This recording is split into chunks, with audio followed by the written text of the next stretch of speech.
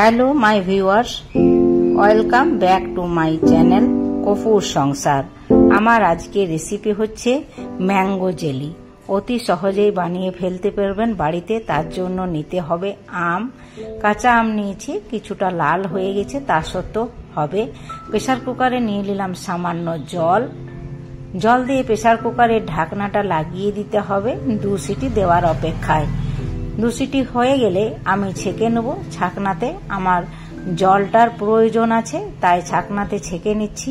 আর আমি আরেকটি পদ্ধতিতেও দেখিয়ে দেবো। এইটা প্রথমে দেখো, জলটা ছেঁকে নিলাম, আর একটা কড়াই চাপিয়ে দিলাম হালকা আঁচে, আর দিয়ে দিচ্ছি চিনি পরিমাণ মতো, আর কর্নফ্লাওয়ার জলে ঘুলে দিচ্ছি। এবার কর্নফ্লাওয়ারটা এর মধ্যে দিয়ে দিতে হবে। চিনিটা নিজের পছন্দ অনুসারে দিবেন, যার যতটা মিষ্টি প্রয়োজন সে ততটাই দিবেন। এইভাবে হালকা ভাবে নেড়ে নিতে হবে 10 মিনিট লো আছে। আর দিয়ে দিচ্ছি কালার ফুড গ্রিন, যাতে একটু গ্রিনটা হলে দেখতে ভালো লাগে, তার জন্য গ্রিনটা দিলাম। তোমাদের কাছে অপশনাল, তোমরা যদি গ্রিন ফুড নাও দিতে চাও তাহলে শুধু সিম্পল ওইভাবেও করতে পারো। দেখো জেলিটা আবার 5 মিনিটের মতো নেড়ে নিচ্ছি, যাতে পুরো সম্পূর্ণভাবে ভালোভাবে মাখা হয়ে যায়। দেখো জেলিটা কি সুন্দর হয়ে গেল, একদমই দোকানের মতো জেলি হয়েছে। আমি এবারে একটা কন্টেনারে ভরে নিচ্ছি। ভালোভাবে এটা ধুয়ে রোদে শুকিয়ে নিয়েছিলাম, তারপরে এটাতে ভরে নিচ্ছি। আর ঢাকা দিয়ে রেখে দিবে। এইভাবে ব্রেডে খেয়েও দেখবে খুব ভালো লাগে জেলিটা। আর তোমাদের যদি আমার রেসিপি ভালো লাগে থাকে তাহলে অবশ্যই একটা লাইক, শেয়ার ও সাবস্ক্রাইব করো, আর বন্ধুদের কাছে অবশ্যই শেয়ার করো। আর নতুন বন্ধুরা অবশ্যই তোমরা একটা সাবস্ক্রাইব করে দিও। আর আমি যে ছেঁকে নিয়ে জলটা বার করে নিয়েছিলাম, আর আমের গুড়দাটা রয়ে গেছিল, এবারে আমের এই অংশটা আমি কাজে লাগিয়ে দিলাম। পেস্ট করে নিলাম মিক্সার বোর্ডে, আর দিয়ে দিলাম হালকা আছে কড়াইয়ে। এবার কড়াইটাতে ভালোভাবে নেড়ে নিতে হবে, যাতে তলে না লেগে যায়। এইভাবে নাড়তে হবে।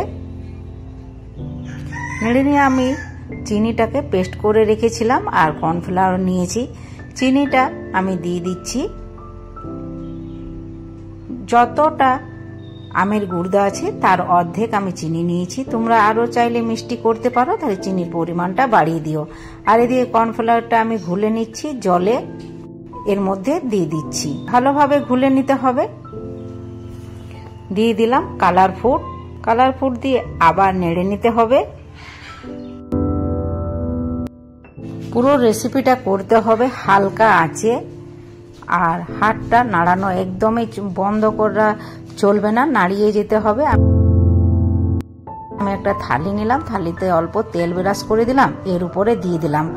এইভাবে ঝাঁকিয়ে নিতে হবে, রোদে 2-3 দিন রেখে দিতে হবে। দেখবে রংটাও পরিবর্তন হয়ে গেছে, আর তোমার জিনিসটা খুব ভালোভাবে উঠে যাবে। দেখো কত অনায়াসে উঠে গেল।